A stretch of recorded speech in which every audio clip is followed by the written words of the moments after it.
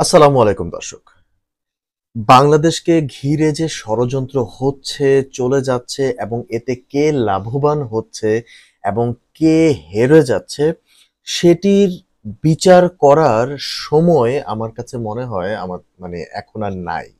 আমার কাছে মনে হয় যে এই মুহূর্তে কোনো পার্টিকুলার টপিক নিয়ে রাজনৈতিক দলগুলো কিংবা অন্তর্বর্তী সরকারের উপদেষ্টারা নানান মিডিয়াতে বক্তব্য না দিয়ে ডাইরেক্ট যে অ্যাকশন আছে সেই অ্যাকশন নেওয়া উচিত বলে আমি মনে করছি। কারণ দেখুন, গত ৫ই আগস্টকে ঘিরে যেই ষড়যন্ত্র হয়েছে, ৫ই আগস্টের আগে যেই হত্যাযজ্ঞ হয়েছে এবং পুলিশ প্রশাসনকে ব্যবহার করে ঠিক যেইভাবে বাংলাদেশটাকে ধ্বংস করে ফেলা হয়েছে এবং আমরা যদি বিভিন্ন গণমাধ্যমগুলোতে দেখি কিংবা আমরা যদি ফুটেজগুলো দেখি, ইউটিউবে যে ফুটেজগুলো আছে আমরা ওই ফুটেজগুলো দেখলে দেখতে পাবো যে কিভাবে যুবলীগ, ছাত্রলীগ এবং আওয়ামী লীগের যত অঙ্গ সংগঠনগুলো আছে তারা কিভাবে পুলিশের সাথে এক হয়ে এই হত্যাযজ্ঞ চালিয়েছে এবং তারা অস্ত্র হাতে কিভাবে নিরস্ত্র মানুষগুলোকে তারা হত্যা করেছে। এবং এরপর স্বাভাবিকভাবে একটি দল ১৬ বছর যারা ক্ষমতায় ছিল এবং ক্ষমতায় থেকে যেইভাবে তারা লাভবান হয়েছে, তারা সহজে সেটি ছেড়ে দিতে চাইবে না। এটি স্বাভাবিক এবং এটি নিয়ে অনেক তর্ক-বিতর্ক থাকতে পারে। অনেকে অনেক রকমের কথা বলতে পারি আমরা। কিন্তু সবথেকে ভয়ানক যেই বিষয়টি সেটি হচ্ছে আমি যা দেখতে পাচ্ছি, আপনারা কি তা দেখতে পাচ্ছেন? আমি দেখতে পাচ্ছি বাংলাদেশকে ঘিরে শুধু রাজনৈতিক ষড়যন্ত্র নয়, বরং আমি দেখতে পাচ্ছি বাংলাদেশকে ঘিরে রাজনীতির বাহিরেও বিশাল একটা ষড়যন্ত্র চলছে। যেমন আমরা দেখতে পাচ্ছি যে আমাদের দেশের যারা মৌলভীরা রয়েছেন এবং সেই মৌলভীদের কিন্তু তারা সামহাও তাদের ইমেজ নষ্ট করতে চাইছে। সামহাও পাকিস্তানকে কেন্দ্র করে বাংলাদেশে কিন্তু বুঝাতে চাইছে যে বাংলাদেশ পাকিস্তানপন্থী হয়ে যাচ্ছে। আরো একটি প্রেক্ষাপট যদি আমরা দেখি তবে দেখতে পাবো কিভাবে আমাদের যারা আলেমরা রয়েছেন, যারা মাওলানারা রয়েছেন, তাদের নাম কিভাবে ধ্বংস করা যায় এবং তাদেরকে কিভাবে একটু একটু করে আহ, জঙ্গি বানানো হচ্ছে কিংবা তাদেরকে আহ, কট্টরপন্থী কিছু একটা দেখিয়ে আমাদের মানুষের সাইকোলজির মধ্যে কিন্তু একটা বিশাল বড় আমাদের সাইকোলজি নিয়ে কিন্তু একটা বিশাল বড় গেম খেলার চেষ্টা করা হচ্ছে আমার কাছে মনে হয়। কারণ দেখুন, আমি এটিকে আরো স্পষ্ট করে বলে দেই। আপনার আম, গত বুধবার ১১ই সেপ্টেম্বর বিকেলে ঢাকার জাতীয় প্রেসক্লাবে তোফাজ্জল হোসেন মানিক মিয়া হলে পাকিস্তানের জাতির পিতা মোহাম্মদ আলী জিন্নাহর ৭৬তম মৃত্যুবার্ষিকী স্মরণ করা হয়েছে এবং সেই মৃত্যুবার্ষিকীকে ঘিরে সেখানে আহ, একটি আলোচনা হয়েছে, মতবিনিময় সভা হয়েছে এবং সেই সভাতে কিন্তু পাকিস্তান হাই কমিশনারের যিনি ডেপুটি হাই কমিশনার পাকিস্তানের, তিনিও উপস্থিত ছিলেন। ঢাকা ট্রিবিউনের এই নিউজটি বলছে, ঢাকায় পালিত হয়েছে পাকিস্তানের জাতির জনক মোহাম্মদ আলী জিন্নাহর ৭৬তম মৃত্যুবার্ষিকী। এ সময় উপস্থিত বক্তারা মোহাম্মদ আলী জিন্নাহ না থাকলে পাকিস্তান সৃষ্টি হতো না, আর পাকিস্তান না থাকলে বাংলাদেশ সৃষ্টি হতো না। দেখুন কথাটা এক মানে এই কথাটা কিছুটা সত্য। ৪৭ সালে যখন ভারত পাকিস্তান ধর্মের ভিত্তিতে ভাগ হয়ে গেল, ভারত ভাগ হলো তার কারণ সেখানে হিন্দু মেজরিটি বেশি ছিল, এন্ড তারপর পাকিস্তান ভাগ হয়ে গেল কারণ সেখানে মুসলিম মেজরিটি বেশি ছিল। এখন এই যে ইস্ট পাকিস্তান যেটি এখন বাংলাদেশ, এই পাকিস্তানেও কিন্তু মুসলিম মেজরিটি হওয়ার কারণে কিন্তু এটি হয়ে গেল ইস্ট পাকিস্তান। এবং এই ধর্মের ভিত্তিতে যেই ভাগটি হয়েছে এটি সত্য যে আপনার পাকিস্তান না হলে হয়তোবা বাংলাদেশ হতো না, এটি সত্য কথা। কিন্তু এই আলোচনাটির মধ্যে, এই স্মরণ সভার মধ্যে তারা যেই সাহসটি করেছে সেটি মোটেও মেনে নেওয়ার মতো না। তারা কিভাবে বলতে পারে যে মোহাম্মদ আলী জিন্নাহকে জাতির পিতা ঘোষণা করার? আমি যদি আপনাদেরকে এই লাইনটি পড়ে শোনাই তবেই আপনারা বুঝতে পারবেন। এক বক্তা নজরুল ইসলাম বলেন, যে কোনোভাবেই হোক আমরা স্বাধীন হয়েছি, আমাদের পাকিস্তানের সঙ্গে সম্পর্ক রক্ষা করতে হবে। মোহাম্মদ আলী জিন্নাহ না থাকলে পাকিস্তান সৃষ্টি হতো না, আর পাকিস্তান না থাকলে বাংলাদেশের সৃষ্টি হতো না। মোহাম্মদ আলী জিন্নাহ আমাদের জাতির পিতা। কথাটি দর্শক নোট করে নেন। এই নজরুল ইসলাম সেখানে বলেছেন মোহাম্মদ আলী জিন্নাহ আমাদের জাতির পিতা, কিন্তু সেটা আমরা স্বীকার করি না। কিন্তু আমাদের ভ্রাতৃত্ব রক্ষা করতে হবে।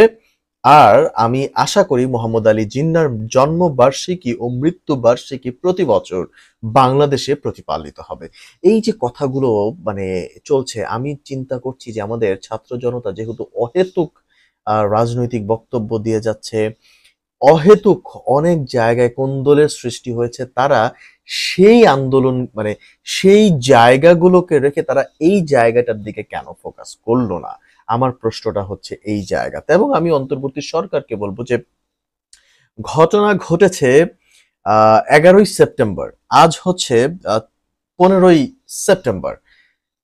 এতদিনেও আমি অন্তর্বর্তী সরকার তরফ থেকে কিন্তু কোনো অফিসিয়াল স্টেটমেন্ট কিংবা পাকিস্তান হাই কমিশনারকে ডেকে নিয়ে যে কোনো বার্তা দেয়া সেটিও আমি পাইনি। এবং আমি সব থেকে বেশি অবাক হয়েছি বিএনপির আচরণ দেখে।